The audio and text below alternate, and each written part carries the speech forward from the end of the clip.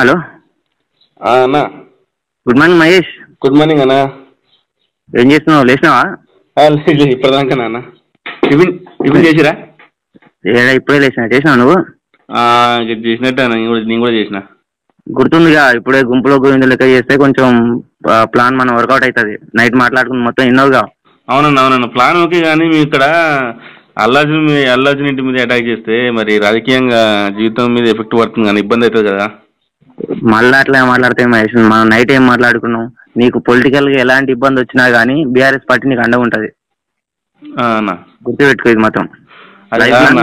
సరే మీరు చెప్పారు మంచిగా ఉంటుంది, కానీ ఇప్పుడు అల్లార్జున్ ఇంటి మీద అటాక్ చేస్తాం, తర్వాత కేసులు అవుతాయి, మళ్ళీ కోర్టు చుట్టూ తిరగాలి కదా అన్న, ఇబ్బంది అవుతుంది కదా. మహేష్ క్లియర్ గా నైట్ చెప్పినా ఇప్పుడు చెప్తాను, నీకు పొలిటికల్ కానీ లీగల్ కానీ ఫైనాన్షియల్ కానీ ఎలాంటి ఇబ్బంది వచ్చినా కానీ రావణ చూసుకుంటాడు.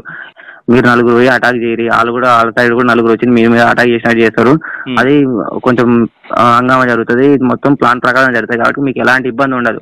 ఏమైనా ఇబ్బంది ఉన్నా కానీ అవసరమైతే సుప్రీంకోర్టు లాయర్ని పెట్టి కూడా వాదిస్తానికి సిద్ధంగా ఉన్నాం అన్న. ఓకే అన్న, కాదంటలేం కానీ మరి మీరు ఇచ్చిన కమిట్మెంట్ మాత్రం మర్చిపోతాను. మీరు చెప్పిన దానికంటే ఎక్కువనే చేస్తా. కానీ ఒకటి గుర్తుపెట్టుకో మహేష్ అన్న, కమిట్మెంట్ విషయంలో కానీ ఇష్యూలు వచ్చినా కానీ పార్టీ మీకు అండగా ఉంటుంది. మీకు అనుకున్న టైంకి అనుకున్న ప్లేస్కి వచ్చి అందుతాయి మీకు అందరికి అన్న.